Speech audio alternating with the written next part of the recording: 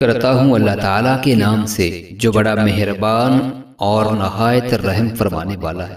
حضرت جابر رضی اللہ تعالیٰ عنہ سے روایت ہے، وہ بیان کرتے ہیں کہ نبی کریم صلی اللہ علیہ وآلہ وسلم نے فرمایا، جسے کوئی تحفہ دیا جائے پھر اگر اسے میسر ہو تو اس کا بدلہ دے، اور جسے میسر نہ ہو تو وہ تحفہ دینے والے کی تعریف کرے،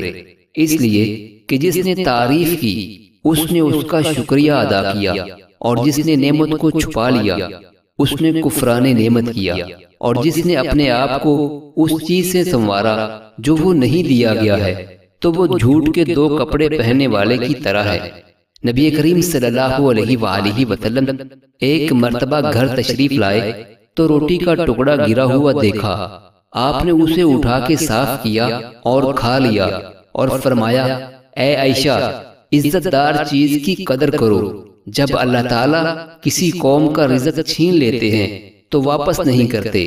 رسول اللہ صلی اللہ علیہ وآلہ وسلم نے فرمایا، جس نے لوگوں کا شکریہ ادا نہ کیا اس نے اللہ کا بھی شکریہ ادا نہیں کیا۔